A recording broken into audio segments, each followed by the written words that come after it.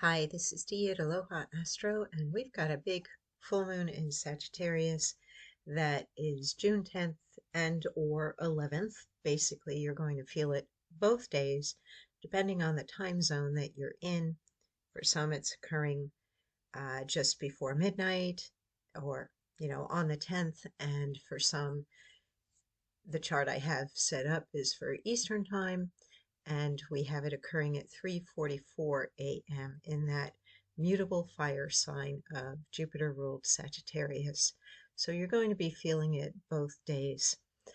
Let's take a look at the forecast, and you're probably looking at this saying Santa Claus uh, in the summertime, but we've got Jupiter, the planet that rules Sagittarius, making a big sign shift, and it actually occurred yesterday, but this is our first full day where we're feeling that effect of Jupiter moving into a new sign, and the benevolence of Jupiter in Cancer is amplified, and basically it's about improving things, being more kind and generous, bringing your gifts out into the world, as well as receiving lots of goodies, which of course is very Santa Claus. So let's take a look at what I've written. Full moon in Sagittarius, Tuesday, June 10th and Wednesday, June 11th, occurs in an expansive, benevolent, optimistic, and opportunistic mutable fire sign ruled by the planet Jupiter, just as Jupiter begins a year-long journey in the cardinal water sign of sensitive and nurturing Cancer, where it is exalted and holds the potential to increase your abundance and make you feel more kind, generous, supported, and secure in your daily life. Because Cancer rules the fourth house of home, family, and psychological foundations, and Jupiter is a planet of growth and gain, some people may become homeowners or parents, or improve their family relationships and emotional health. Whatever area of your natal chart Jupiter visits, you will receive a blessing, even if it is in disguise. This Sagittarius full moon highlights ninth house interests and activities, such as higher learning, teaching, self-promotion and marketing, writing, publishing, foreign travel, team efforts, and existential seeking. The ninth house is where you gather and share information and experiences. Just as Santa Claus travels the world to deliver presents to everyone, all in one night, you might be motivated to expand your horizons and reach more people to share your passion and knowledge or increase your talent and skills, as the full moon forms a grand trine in the fire element, fueling a kite aspect pattern involving Venus in Taurus conjunct Chiron in Aries, Mars in Leo, and the Sun in Gemini, alongside Jupiter conjunct Mercury in Cancer. Allow yourself to dream big and feel excited as you make plans for the future, and say yes to the unexpected opportunities and new people you encounter now. But understand that no matter how wonderful a full moon in Sagittarius coinciding with Jupiter entering Cancer might be, you won't reap all the benefits or be able to deliver the goods overnight. Mercury and Jupiter squaring Saturn and Neptune conjunct in Aries indicate you will have to curb your enthusiasm a bit and temper it with discipline, patience, and faith.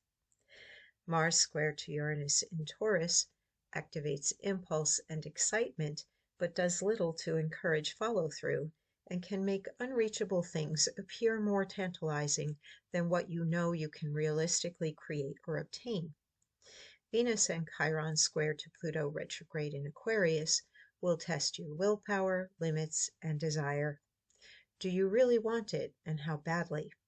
Which can be motivating and empowering, but could also make lying to yourself about not being enough or having enough seem like a valid excuse for avoiding the challenges, rather than facing your fear, overcoming your internal resistance, healing your self-esteem, dealing with your control issues, and learning from it. Remember that Santa has elves and reindeer to get the job done, and you can form a team to help you too. Giving others the very best of your ideas, creativity, positivity, and kindness will activate the law of reciprocity. At this full moon and in the year ahead, give what you would most like to receive. So that's a big bunch of stuff. I usually don't write quite as much, but this is a big event. The last time that we had Jupiter moving through Cancer, I believe was, well, it's on a 12-year cycle, and I think it was in 2003. Let's take a look at charts. First, this is the 10th, and you can see that the sun and the moon are already within that opposition at that 8-degree there orb.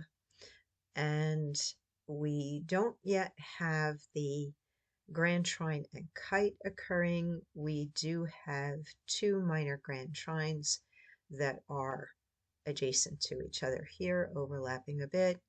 The squares that I mentioned are in place. Venus and Chiron squaring Pluto, and Mars squaring Uranus, and Jupiter and Mercury making that square to Saturn and Neptune.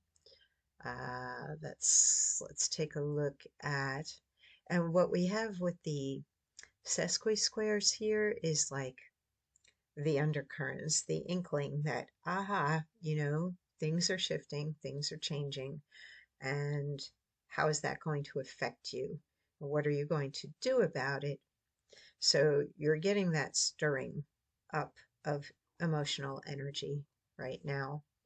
And then as we go into the full moon itself, we've got the grand trine being set up, and that feeds and directs the energy toward the kite, the top of the kite, where we've got the sun in Gemini and Jupiter and Mercury conjunct in Cancer, all receiving the energy from that grand trine, which is mostly fire energy, but a little bit of water, a little bit of earth pulled in with Venus and Taurus conjunct Chiron in Aries. So we get the uplift here, and it's a big uplift. Definitely, it sets a pattern of being able to manifest through your desires and your action and your intentions. That it isn't just, write it on a piece of paper and burn it, but as a teacher of mine used to say when I took classes on how to manifest at the Center for Creative Living in Asheville, North Carolina, was treat, say your spiritual mind treatment and move your feet. That it doesn't just happen by your say so, but it does happen by your deciding. And it also happens with your recognition of your alignment with the everything and the all that is, with Source, with God, with your Creator, whatever you happen to believe, whatever terminology you use to identify that energy, the recognition that it is all one and you are a part of all of that. You are not separate from it. And that whatever it is that you desire already does exist, and it already is a part of that same force, that same creative source that you are part of, that you are not separate from any of that. Jupiter is the most abundant of the planets and represents Zeus, the God principle. Uh, Basically, you have the opportunity at this full moon to align with that all that is energy, that bigger than life energy. Let's take a look at the Sabian symbol for this time period, for this full moon, and we round up to 21 degrees. A child and a dog wearing borrowed eyeglasses. Keynote: the use of imagination and make-believe in anticipating higher stages of development. This rather peculiar symbol seems to imply here that by imitating features belonging to a level of consciousness as yet unreachable, the process of growth may be accelerated. Eyeglasses symbolize intellectual development. The chiefs of primitive tribes in some instances have sought to impress their people by wearing spectacles without glass, or Western hats, simply because these objects seem characteristic of a race of superior people. This is similar to the process of growth by identification with a master or guru. In a sense, it is mere pretending or make-believe, yet wearing the mask of a god, the medicine man at the time becomes, for all practical purposes, the incarnation of the god. Growth is always, and I highlighted this because I copied it to go spell check it. I knew it was missing an R. Hierarchical process, even if the growing entity is not aware of it.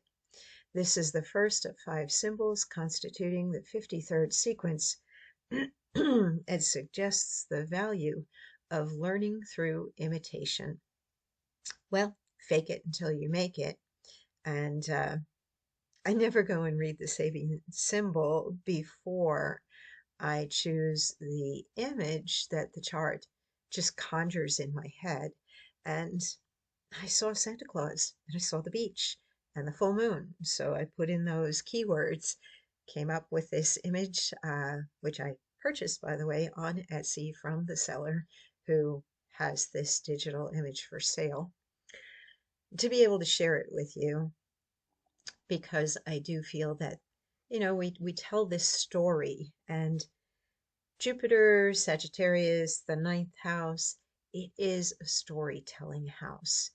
It is a house of imagination, but we bring it out into the world in a bigger way. And that is, of course, the whole story of Santa Claus. And, well, who do we share that with? Predominantly children. But the idea behind it is to teach the principles.